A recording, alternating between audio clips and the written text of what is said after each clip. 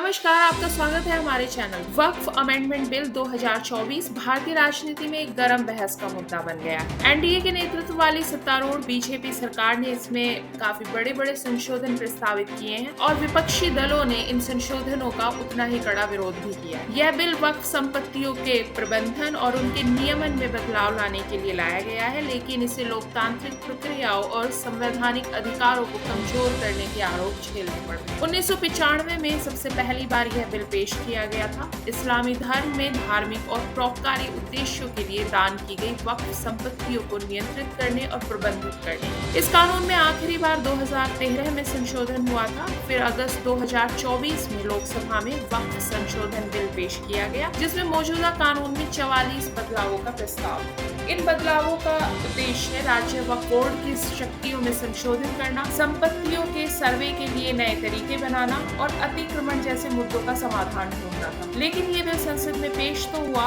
मगर इस बिल को सरकार ने जेपीसी यानी संयुक्त संसदीय समिति के पास भेज दिया। इस समिति में 21 सदस्य हैं। समिति ने 6 महीनों में 34 बैठकें की हैं, जिसमें लगभग 108 घंटे चर्चा चली है और 284 स्टेक होल्डर्स से बात की गई है, उनकी बात सुनी गई है। हालांकि इसके बाद भी विपक्ष ने जेपीसी के काम करने के तरीके को बिल्कुल अन्यायपूर्ण और अलोकतांत्रिक बता दिया है। इसका मुख्य कारण है समिति की बैठक में बीजेपी सदस्यों द्वारा प्रस्तावित किए गए सभी संशोधनों को स्वीकार करना और विपक्षी सदस्यों द्वारा प्रस्तावित किए गए सब संशोधनों को रिजेक्ट कर देना। जेपीसी ने बीजेपी सदस्यों द्वारा प्रस्तावित 14 संशोधनों को स्वीकार किया है। इनमें से उन 14 संशोधनों में से कुछ मुख्य संशोधन है। गैर मुस्लिम सदस्यों को समिति में शामिल करना, ये एक सबसे बड़ा विवादास्पद मुद्दा था और इस मुद्दे पर जेपीसी ने बीजेपी के संशोधनों को स्वीकार कर लिया है। बिल में राष्ट्रीय और राज्य स्तर पर वक्फ बोर्ड में कम से कम 2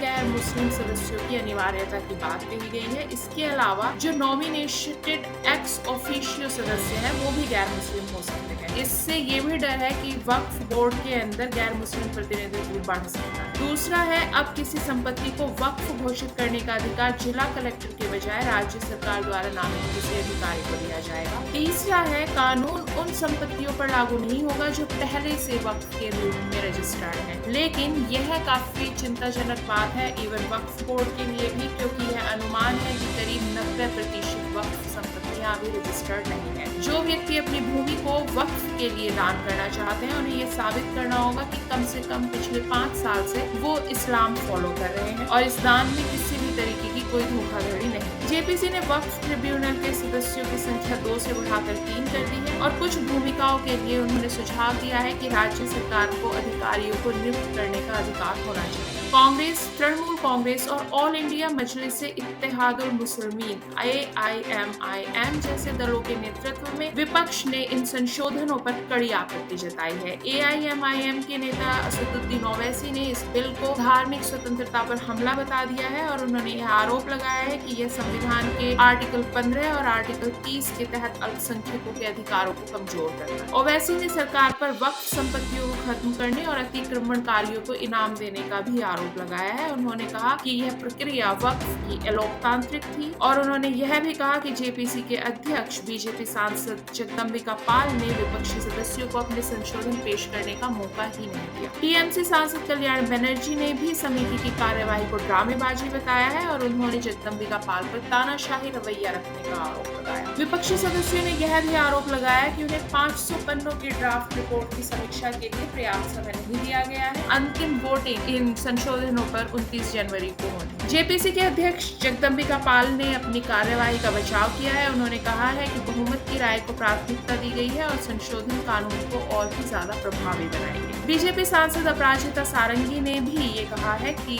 बहुत विस्तृत और चर्चा हुई और परामर्श स्टेक होल्डर्स के साथ में किया गया, जिसके कारण यह बहुत व्यापक जेपीसी की प्रक्रिया थी। सारंगी ने विपक्ष पर बैठक के दौरान हंगामा करने का आरोप लगाया है और उन्होंने कहा कि ये संशोधन मुस्लिम महिलाओं को सशक्त बनाने और वक्फ संपत्तियों के प्रबंधन में लंबे समय से चली आ रही समस्याओं को हल करने के लिए लाए। संशोधन में अल्पसंख्यकों के अधिकार और भारत की धर्मनिरपेक्षता पर उनके प्रभाव को लेकर बहस छिड़ दी है। ओवैसी और डीएमके के नेता कनिमोझी जैसे लोगों का कहना है कि ये बदलाव संविधान में अल्पसंख्यकों के लिए दिए गए सुरक्षा प्रावधानों का उल्लंघन करते हैं और वक्फ संपत्तियों के दुरुपयोग का रास्ता खोल सकते हैं। वक्फ बोर्ड में गैर मुस्लिम सदस्यों को शामिल करना विशेष रूप से विवादास्पद मुद्दा साबित हुआ है। विपक्ष इसे वक्फ बोर्ड की स्वायत्तता पर अतिक्रमण मानता है और दान देने वाले लोगों के लिए धार्मिक रूप से इस्लाम का पालन करने का प्रमाण देना भी अव्यावहारिक बताया जा रहा है। वक्फ बिल को लेकर सत्ता पक्ष और विपक्ष के बीच एक गहरी खाई उभर कर सामने आई है। विपक्ष ने सरकार पर संसदीय प्रक्रियाओं को ध्वस्त करने, असहमति की आवाजों को दरकिनार करने और बहुमत का दुरुपयोग कर हिंदुत्व का एजेंडा आगे बढ़ाने का आरोप लगाया है। दूसरी तरफ बीजेपी ने इन संशोधनों को वक्फ संपत्तियों के प्रबंधन में पारदर्शिता और जवाबदेही सुनिश्चित करने के लिए लाया गया एक आवश्यक सुधार बताया। पार्टी ने सांप्रदायिक पक्षपात के आरोपों को खारिज कर दिया है। उन्होंने कहा है कि ये बदलाव वक्फ संपत्तियों की सुरक्षा और मुस्लिम समुदाय के कमजोर वर्गों को लाभ पहुंचाने के लिए किए गए। वक्फ संशोधन बिल संसद के मौजूदा बजट सत्र में एक